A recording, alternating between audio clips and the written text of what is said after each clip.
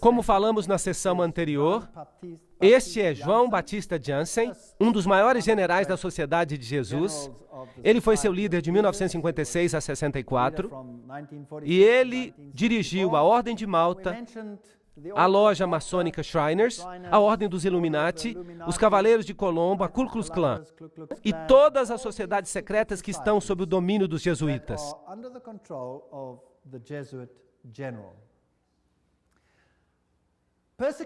A perseguição à Igreja Católica na Alemanha foi dirigida apenas contra os elementos que não se submeteram inteiramente à centralização crescente da autoridade na Igreja e no Estado. Então, às vezes, parece que até os católicos estão sofrendo, mas somente os grupos católicos que não estão totalmente submissos a este sistema serão subjugados. Algumas ordens católicas de fato se opunham aos jesuítas. Elas foram exterminadas, foram eliminadas. Na Revolução Francesa, os dominicanos tomaram a Inquisição dos jesuítas, mas eles foram eliminados e os jesuítas a recuperaram. Seu objetivo era e ainda é destruir os efeitos da reforma e reestabelecer o Sacro Império Romano da nação alemã. Uma grande Alemanha, em outras palavras, deve se tornar o centro do Sacro Império Romano ressuscitado. Leo H. Lerman, 1942, um historiador americano, disse isso. É fascinante que o presidente da Rússia, ou um presidente da Rússia, melhor dizendo, e muitos líderes políticos receberam a garantia que a Alemanha desempenhará um papel importante na nova Europa de hoje. Não é também fascinante que foi um padre jesuíta, o padre Stempfel, e não Hitler, que escreveu Minha Luta? De fato, você pode lê-lo, próprio livro Minha Luta. Agora, a SS usava este símbolo do crânio e dos ossos cruzados. Que isso era símbolo? Vocês se lembram? Era o símbolo de Júpiter, o deus da morte. Era também o símbolo de Osíris, que era o deus da morte. Anubis era simplesmente uma outra forma de Osíris. Ele era o deus da morte. Ele é o deus dos mortos. Mas Jesus disse, eu sou o Deus dos vivos. Eu não sou o Deus dos mortos, eu prefiro servir ao Deus dos vivos. A SS foi organizada por Himmler, de acordo com os princípios da Ordem dos Jesuítas. Os serviços e exercícios espirituais prescritos por Inácio de Loyola constituíram um modelo que Himmler tentou cuidadosamente copiar. A obediência absoluta era a regra suprema. Toda a ordem tinha que ser executada sem hesitação. Cada comentário que eu estou lendo vem de uma fonte confiável. De novo, naquele ótimo livro, O Grande Conflito, nós lemos sobre os jesuítas. Por toda a cristandade, o protestantismo foi ameaçado por inimigos formidáveis. Os primeiros triunfos da reforma no passado fizeram com que Roma reunisse novas forças, na esperança de realizar a sua destruição. Nessa época, a Ordem dos Jesuítas foi criada. Notem o que esta citação está dizendo. O poder mais cruel e inescrupuloso de todos os campeões do Papa. Eles se separam de todo o laço terrestre, de todo o interesse humano, estão mortos para a afeição natural, para a razão, para a consciência, inteiramente silenciados, não conhecem nenhuma restrição, a não ser as da sua ordem, e nenhuma obrigação, a não ser estender o seu poder. Nós não precisamos ler a citação toda. Percebemos que o que eles queriam era destruir o protestantismo. A Ordem dos Jesuítas, portanto, representa a corporificação de um sistema que busca domínio político e temporal. E sobre o mundo inteiro. Você pode me dizer, a China não se sujeitará. Bem, nós já lemos uma citação pelo general jesuíta em que ele disse que ele controla a China. Quem controla o comunismo? Os jesuítas o criaram e, portanto, eles o controlam. Eles praticaram isso na América do Sul. Eles praticaram e o instituíram ali. Muito interessante. Este é o Conde von Hohenbrüch. Em 1911, um nobre alemão e ex-jesuíta que diz essa mesma coisa. Qual é o objetivo, então, dos jesuítas? De acordo com eles só buscam a maior glória de Deus. Mas se você fizer um exame, você vai descobrir que o seu objetivo é o domínio mundial. São eles que dominam o mundo. Uma citação após a outra. Além disso, o Papa tem milhares de agentes secretos no mundo inteiro. Eles incluem os jesuítas e os Cavaleiros de Colombo, os Cavaleiros de Malta, Opus Dei e outros. O Serviço Secreto do Vaticano e seus agentes de campo não ficam em segundo lugar para ninguém. Mesmo Dave Hunt, o historiador batista americano, diz isso. Então vamos dar uma olhada em algumas dessas instituições. Vamos começar pela maçonaria. O livro The Grand Design Exposed diz: a verdade é, os jesuítas de Roma aperfeiçoaram a maçonaria para que ela se tornasse a mais eficiente e magnífica ferramenta, realizando seus propósitos entre os protestantes. Agora, certamente os membros da maçonaria devem eles mesmos estar enganados. Se eles vissem isso, eles não fariam isso, certo? Bem, de fato, a ordem está sendo usada e eles mesmos estão sendo enganados. E só nos altos escalões da hierarquia da ordem, os escolhidos é que sabem. E eles são controlados pelos jesuítas de Roma. Muito esperto, para obrigar o protestantismo a fazer o que você não pode fazer abertamente, porque o próprio protestantismo disse que você é o anticristo. Então, tudo isso é interessante. Este é um castelo templário e uma igreja na ilha de Maiorca, na Espanha, e ali, de novo, você tem a águia de cabeça dupla, e você pode ir a qualquer igreja naquela ilha, e você vai ver a águia de cabeça dupla nos altares dessas igrejas. Como eu já disse, Adam Weishaupt foi o fundador do jacobinismo, e ele é também o fundador dos Illuminati. De uma faculdade jesuíta em Ingolstadt, saiu uma seita conhecida como os Illuminati da Bavária, fundada por Adam Weishaupt. Seu fundador nominal, contudo, parece ter desempenhado um papel subordinado, embora conspícuo na organização da seita. Vejam vocês, eles usam fachadas. Agora, aqui estão dois generais jesuítas. Este é o general Ritchie e este é o general Ledochowski. E muito interessante, este aqui, 1773 a 1814, governou durante a supressão da ordem. Agora, notem que foi o próprio Vaticano que suprimiu os jesuítas de 1773 a 1814. O que aconteceu com o Vaticano naquela época? Ele recebeu a ferida mortal, foi levado para o exílio e morreu. Não está certo? Então, quem deu a ferida mortal ao papado? Foi a própria ordem da igreja. Foi uma luta pelo poder. E ele criou nessa época os Illuminati. Foram criados por Weishaupt. E é claro, ele é também o pai do comunismo moderno. Ele que com os jacobinos realizou a Revolução Francesa. Anos depois, o general jesuíta Ledochowski, com os seus bolcheviques, dirigiu a Revolução Russa em 1917. A mesma coisa que tinha acontecido com a outra revolução. Depois eu falarei sobre isso quando eu der uma palestra sobre as revoluções e as guerras e os ditadores, mais tarde na série. A maior autoridade francesa nos jesuítas, Edmond Paris, disse: a Revolução Russa, pela eliminação do czar, protetor da Igreja Ortodoxa, não decapitou o grande rival e ajudou a penetração da Igreja Romana? Precisamos reagir enquanto o ferro está quente. O famoso Russicum, a Faculdade Russa de Roma, foi criada em 1929 e seus missionários clandestinos levaram as boas novas a esse país cismático. 100 anos depois de sua expulsão pelo czar Alexandre I, os jesuítas tentaram conquistar o mundo eslavo. E será que o pobre mundo eslavo sofreu? Eles foram massacrados aos milhões. A história mostra o que aconteceu lá. Quando Stalin, provavelmente um dos maiores assassinos em massa de todos os tempos, fez isso.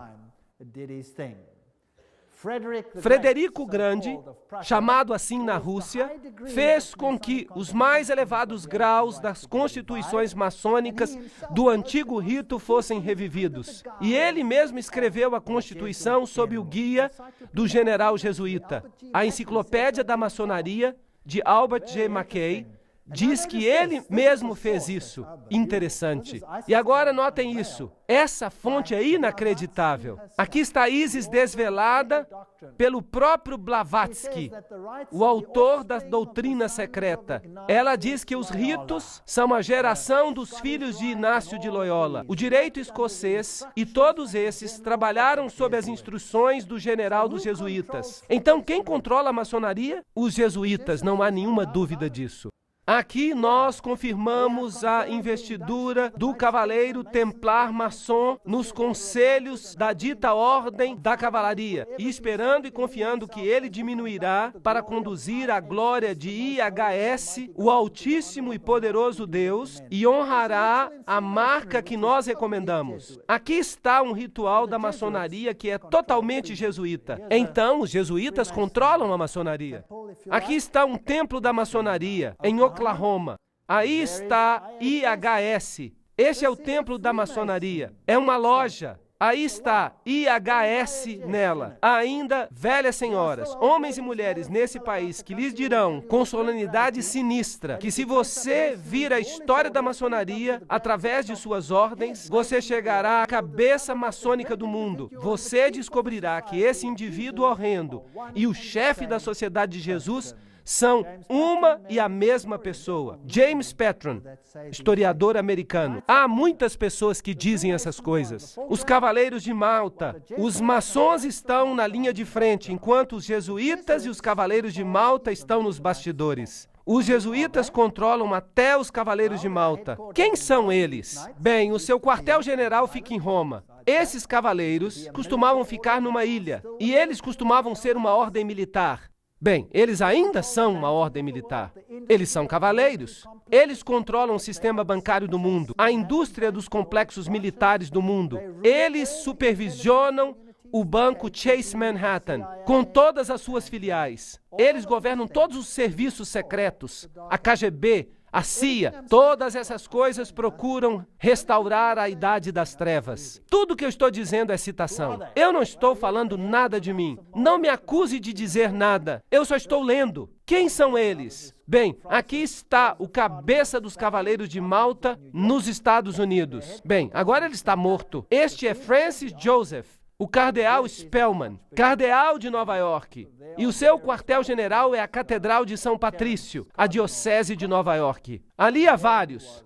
Aqui está o cardeal Terence Cook. Ali está o cardeal O'Connor. E, correntemente, o cardeal arcebispo de Nova York, Edward M. Egan. Agora vamos dar uma olhada nos membros dos Cavaleiros de Malta. Isso vai ser interessante. Alguns do passado e alguns do presente. O general Alavena, George Anderson, James Jesus, Angleton, Roberto Alejos Arçu, Andrew Bertie, Bobst, Charles Joseph Bonaparte. Esse nome lhe diz alguma coisa? Príncipe Valério Borghese, Dr. Barry Bartley, Nicholas Brady, Pat Buchanan. Esse nome lhe diz alguma coisa? James Buckley, Prescott Bush Jr. Esse nome lhe diz alguma coisa? Frank Capra, William Casey. Esse nome lhe diz alguma coisa? CIA, Gustavo Cisneros, o cardeal Terence Cook, Gerald Coughlin, Garta Deloche, Giscard d'Estaing. Esse nome lhe diz alguma coisa? Presidente da França, Bill Donovan, Alan Dulles, Avery Dulles, Edward Egan. Esse é, claro, o próprio cardinal. Franz Egon, John Farrell, Flanagan, Flynn, Galley, Gallen, Gorman, Grace, General Alexander Hay. Esse nome lhe diz alguma coisa? Otto von Habsburg, uau! Conrad Hilton, Heinrich Himmler, ele era um dos Cavaleiros de Malta. J. Edgar Hoover, JBI, homem da CIA, Joseph Kennedy, Ted Kennedy, Larkin, Lerman, Lorenzo, Lute, Henry Lute, fundador de todas as grandes revistas, da Time Magazine e de todas elas, grande magnata da publicação, George MacDonald Manhattan. Vejam os nomes, todos eles, O'Neill, Ortiz, Franz von Papen, o legado que trabalhou com Adolf Hitler, Perón, Roca. A lista continua. Frank Shakespeare, Martin Shea, até mesmo Frank Sinatra era um cavaleiro de Malta. Então, são homens proeminentes que fazem parte dos Cavaleiros de Malta. E os Cavaleiros de Colombo? O fundador dos Cavaleiros de Colombo é o padre Michael McGivney. Ele viveu por pouco tempo, então ele morreu. Morreu muito jovem, aos 38 anos de idade. Ali está o emblema. E este é o seu site oficial. Você pode entrar nele e olhar. E você vai descobrir coisas fascinantes. O que é isso? Oi! Você se lembra do que é isso? Um feixe de varas que você já viu na Revolução Francesa e bem ali no Manifesto dos Direitos Humanos. O que ele é? Fásquia. E há uma garlândia ao redor dela. O que isso significa? Todo o poder pertence a um homem. Quem será esse homem? Quem os Cavaleiros de Colombo, fundados por um sacerdote católico romano, querem ver no poder? O próprio Papa. Os Cavaleiros de Colombo, fundados em New Haven, Connecticut, em 1882, já são considerados fortes, com 300 mil. Somente católicos romanos podem entrar. A iniciação ao serviço ocorre em 4 graus. Trata-se do coração e da alma da política. Você não pode entrar na política se você não tem o selo de aprovação desses camaradas. O fato é bem conhecido no maquinário político e para os políticos não católicos, cujo candidato deve receber a aprovação de Roma e dos cavaleiros antes que possam ser nomeados para qualquer cargo, mesmo a presidência. A principal função dos Cavaleiros de Colombo é política. Sim. Política Jesuítica, livro Uma Ameaça à Nação, de Jeremias J. Crowley. Isso foi uma citação. Essas são acusações sérias. Ali estão eles com sua fásquia. Isso vai se tornar cada vez mais claro à medida que continuarmos. E vocês percebem aonde nós estamos chegando. Pois hoje Roma considera, escutem isso, pois hoje Roma considera o regime fascista como sendo mais próximo dos dogmas e de seu interesse. Nós não apenas temos o reverendo jesuíta Padre Coughlin elogiando Mussolini na Itália como uma democracia cristã, mas sua revista oficial, que é o Civiltà Católica, esta é a revista oficial dos jesuítas, ela diz, e este é o órgão vital dos jesuítas, ela diz: o fascismo é o regime que mais corresponde aos conceitos da Igreja de Roma. Isso é assustador. Você percebe que o controle aumenta cada vez mais? Você está percebendo que isso está acontecendo? Você percebe que nós estamos sendo cada vez mais tratados como indivíduos que temos que nos ajoelhar 20 mil vezes diante de outros poderes? E há também a organização Opus Dei, uma ordem leiga, religiosa, semi-secreta, cujo principal objetivo é dar total apoio ao Papa. E essas pessoas andam por aí com grampos na carne para que sintam dor constante com cada movimento, para lembrá-los de sua obrigação. E eles têm membros muito, muito importantes, como o presidente de Portugal, por exemplo. Ele é um membro da Opus Dei. E então nós temos a organização do Skull and Bones. Quem são eles? Bem, eles têm este crânio e esses ossos. O que isso representa? Agora vocês já sabem a respeito de Júpiter. E eles têm o número 322. E se você olhar em Gênesis capítulo 3, versículo 22, você descobrirá: agora o homem se tornou como um de nós, conhecedor do bem e do mal. Eles levantaram o homem ao nível da divindade. Aqui está a Universidade de Yale. Este é o lugar onde estão. Agora vamos consultar uma das maiores autoridades sobre Skull and Bones. Trata-se de Anthony Sutton. Vamos perguntar para ele quem ele é. Educado nas universidades de Londres, Göttingen e Califórnia, antigo pesquisador da instituição Hoover, da Universidade de Stanford, bem como professor de economia na Universidade do Estado da Califórnia. Ele teve a audácia de falar e escrever um livro. E isso foi muito custoso para ele. Mas, não obstante, vamos citá-lo. Aqui está o livro. Anthony Sutton, O Estabelecimento Secreto da América. Uma introdução à ordem dos Skull and Bones. Então, para que não seja eu falando, vamos citá-lo. Skull and Bones. Pronto. É Bush. Bush ganhou a eleição. Vamos assistir a este vídeo. A universidade usa posições de poder e influência. O caveira mais conhecido é o ex-presidente George Bush.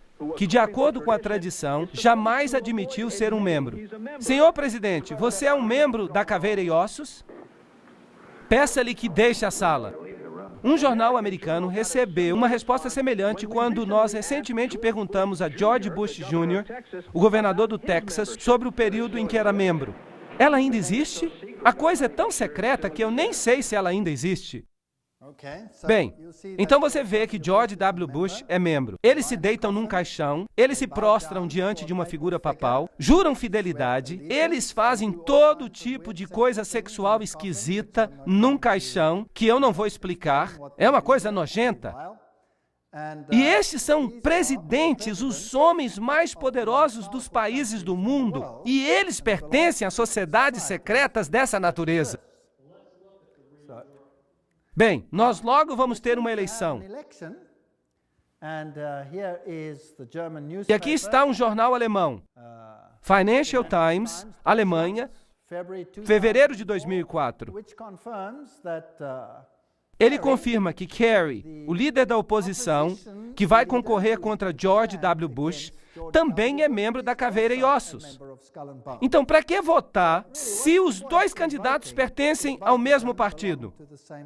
O que são essa gente, o que elas fazem, nós vamos ter que ver nas próximas palestras.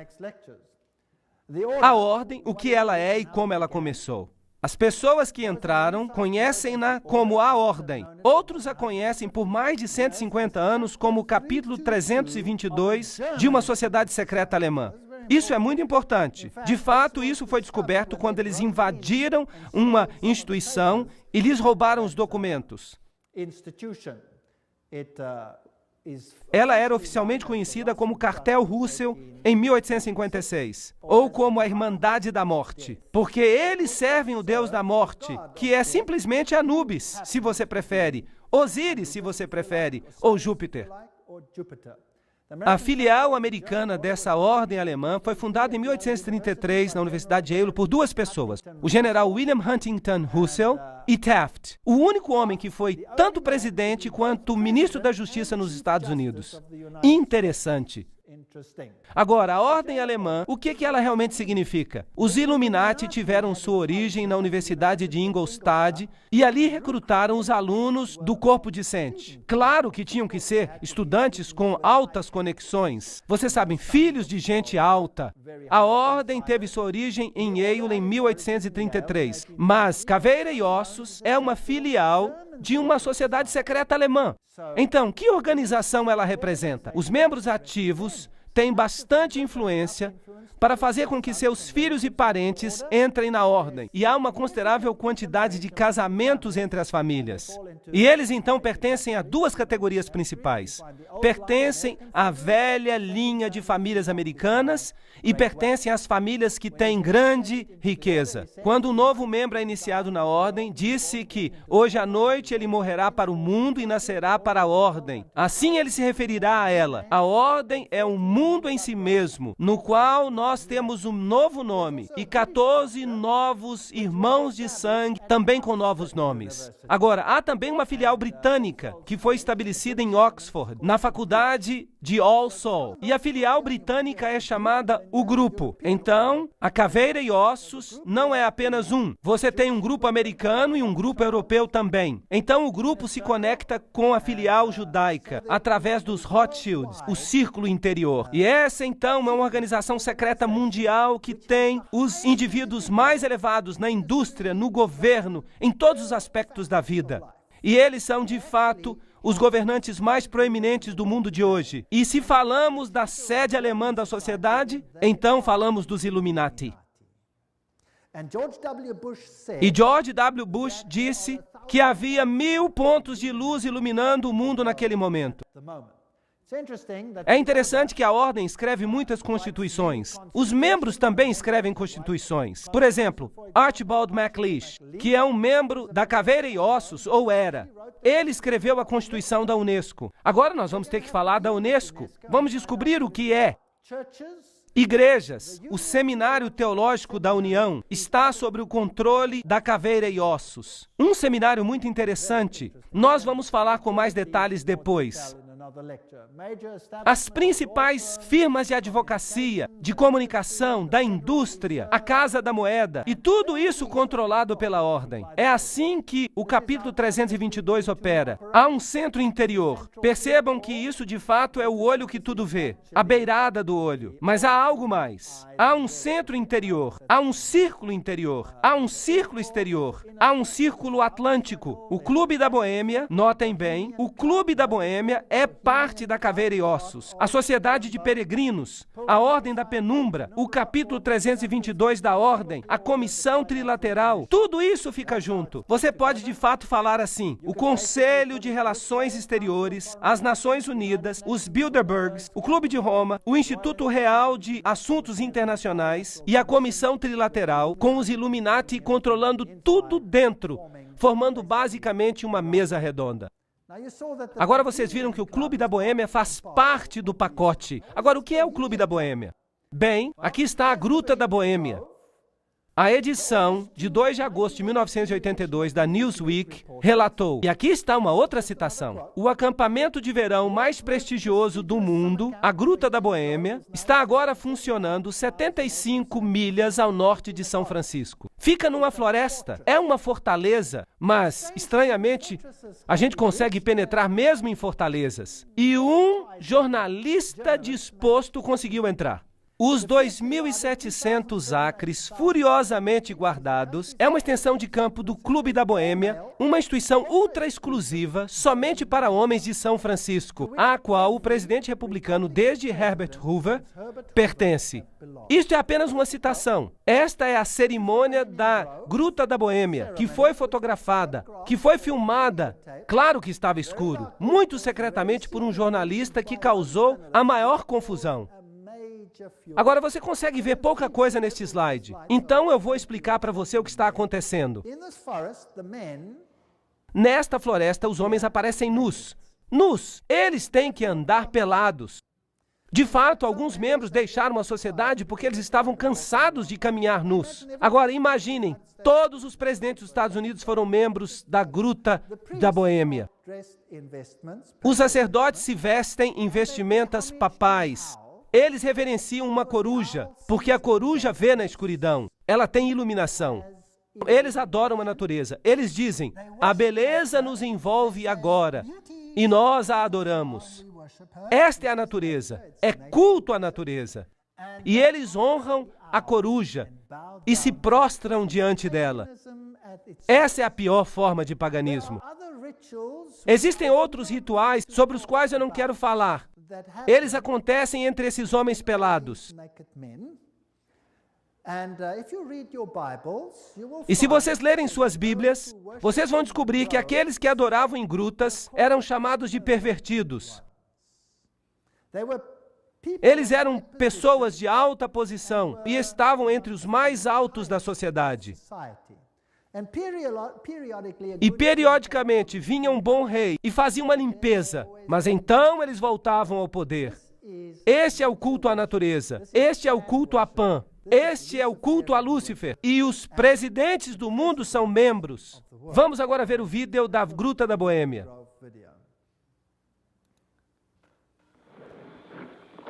Ali estão as vestimentas papais, a coruja nesse templo de folhas.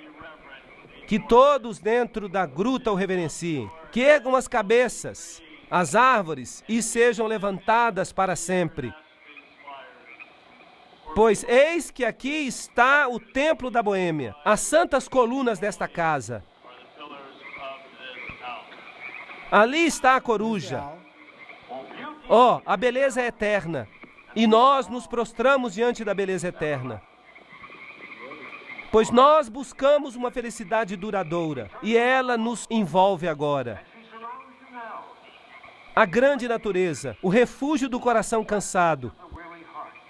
Nós nos prostramos apenas diante de ti, grande natureza. Ela é sempre fiel. Os amigos podem nos falhar, por isso precisamos nos aproximar como filhos. Criancinhas que sempre creem, que nunca duvidam da sua beleza e da sua fé. Sacerdotes da Boêmia, o nosso fogo funeral aguarda o seu cuidado. príncipes de toda a sabedoria mortal, coruja da Boêmia, nós te imploramos, concede-nos o teu conselho. Coruja da Boêmia, concede-nos o teu conselho.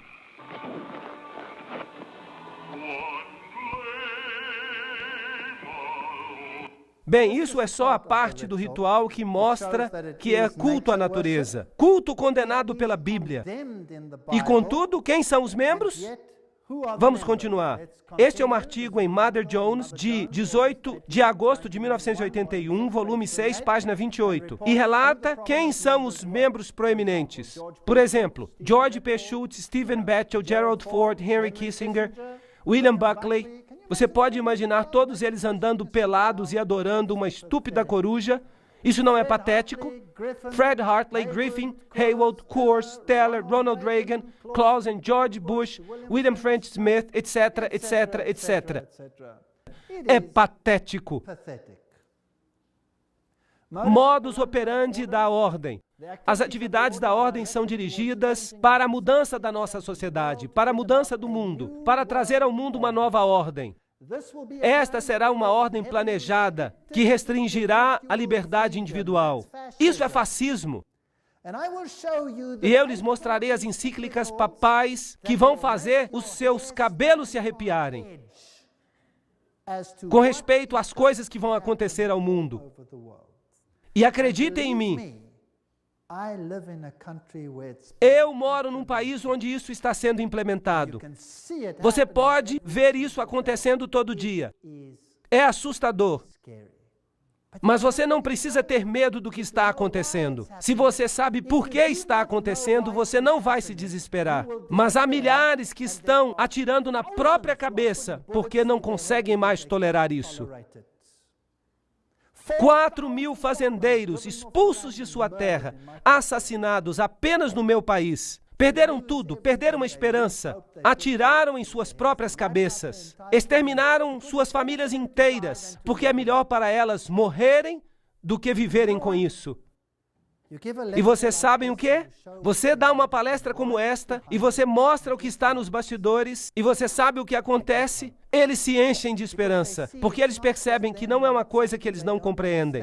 Uma vez que eles começam a entender a figura total, eles recebem esperança e eles dizem, uau!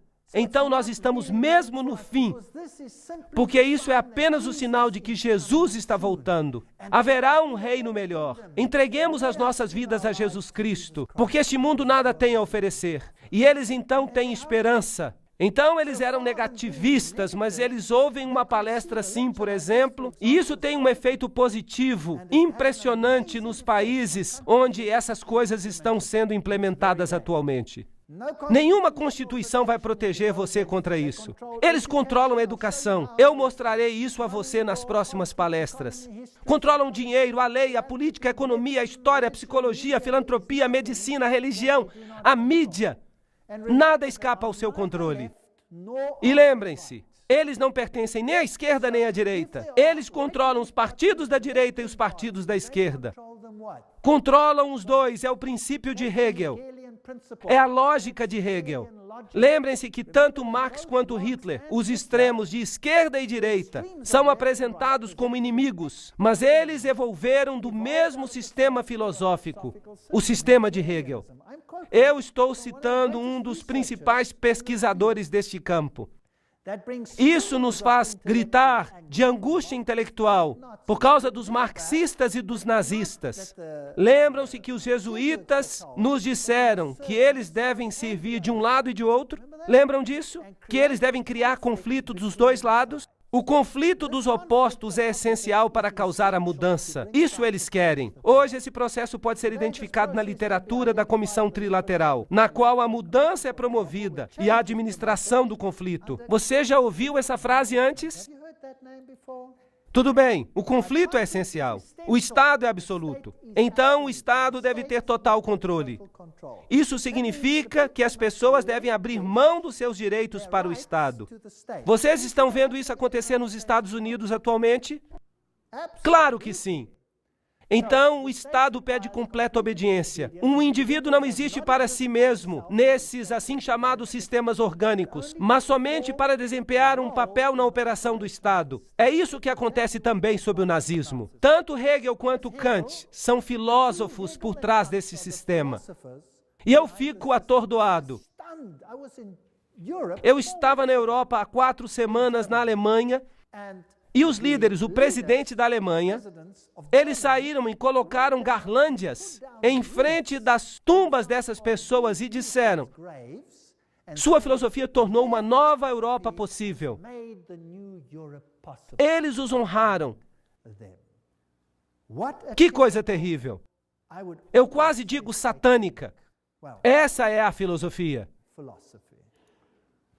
O princípio dos Illuminati de que o fim justifica os meios é também o princípio do grupo e da ordem, que é a caveira e ossos. Isso significa que você pode fazer qualquer coisa, não importa quão prejudicial, desde que você alcance o seu objetivo. Há um círculo externo, um círculo interno, um círculo central. Tudo isso, o Conselho das Relações Exteriores está no círculo externo. A Comissão Trilateral, é claro. A Comissão Trilateral foi fundada por David Rockefeller. Ela tem 200 membros no mundo todo. A Operação Bundy, ativismo para uma nova ordem global. George W. Bush, que era membro da Caveira e Ossos, lembram-se? Ele diz: é uma grande ideia, uma nova ordem mundial, na qual diversas nações se aproximam numa causa comum. Somente os Estados Unidos têm tanto a importância moral e os meios para apoiá-la. E então, vocês acham que eles estão tentando fazer com que todos os países do mundo formem um sistema? Sim ou não? Vocês acham que é possível que eles estão dando o seu poder à mulher que está montada sobre eles? Quem é que parece controlá-los? Os jesuítas. E a quem dizem os jesuítas devem o poder pertencer? Ao Papa. Não está certo? Tudo bem. E quem vocês acham que quer uma nova ordem mundial mais do que qualquer outra pessoa? O Papa. Isso não é interessante? Bem, aqui está ele. A nova ordem internacional por causa da paz. Quando? 3 de janeiro de 2004. Foi o seu discurso de novo ano, dedicado a pedir a implementação de uma nova ordem mundial. Cidade do Vaticano, 1º de janeiro de 2004. João Paulo II começou o novo ano insistindo que a paz é possível e também que é uma obrigação. E ele pediu uma nova ordem internacional. CNN, o que você tem a dizer? O Papa pede uma nova ordem mundial. Quinta-feira, 1º de janeiro de 2004. Cidade do Vaticano. O Papa João Paulo II falou no novo ano, na quinta-feira, com um chamado de renovação para a paz no Oriente Médio e na África, e a criação de uma nova ordem mundial baseada no respeito pela dignidade do homem e a igualdade entre as nações. O que ele disse? Neste ano, o Papa João Paulo II dirigiu seus pensamentos para os conflitos que acontecem ao redor do mundo. Mas ele enfatizou que vai trazer paz, que precisa haver um novo respeito pela lei internacional e a criação de uma nova ordem internacional baseada nos objetivos das Nações Unidas. Ele pede uma ordem que seja capaz de arranjar uma solução adequada para os problemas de hoje, baseando-se na dignidade do ser humano, isto é, nos direitos humanos. Em um desenvolvimento integral da sociedade, na solidariedade entre as nações, ricas e pobres, na partilha dos recursos e nos extraordinários resultados do progresso científico e técnico. Vocês sabem, partilha de recursos, vocês já ouviram isso antes? Bem, há uma outra palavra para isso. Se chama redistribuição de riqueza. Vocês já ouviram isso antes? Deixe-me redefinir isso para você. Redistribuir as riquezas significa pegar a riqueza de quem tem e dá-la a quem não tem. Isso é correto? Agora, se você faz isso, que nações do mundo serão mais atingidas? As nações católicas ou as protestantes?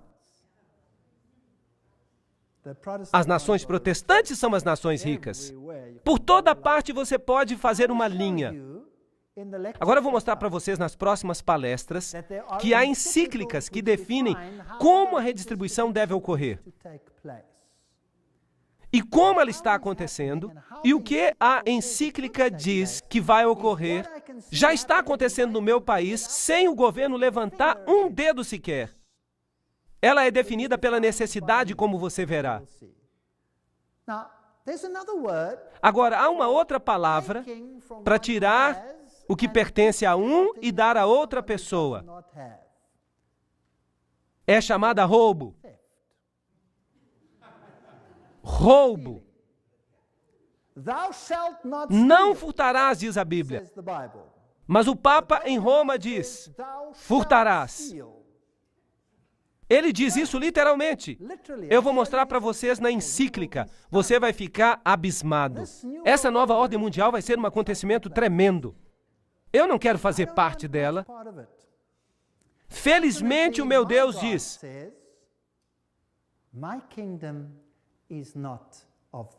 o meu reino não é deste mundo. Se fosse, eles lutariam por mim. Mas não é deste mundo. O meu reino é lá de cima. Você deve colocar os seus tesouros lá. Você deve colocar o seu coração lá. E porque eu vivo onde eu vivo, eu consegui me libertar daquilo que eu ganhei. Porque eu sei que ele não significa nada. Vocês sabiam que no meu país, se você sair de férias e você se demorar, quando você voltar, a sua casa já está ocupada e você não pode expulsar os invasores, mesmo que a casa seja sua. Vocês sabiam disso? Porque eles necessitam, portanto, eles têm o direito de invadir, mesmo que não seja deles. Isso não é piada, isso é fato. É assustador, mas quem se importa?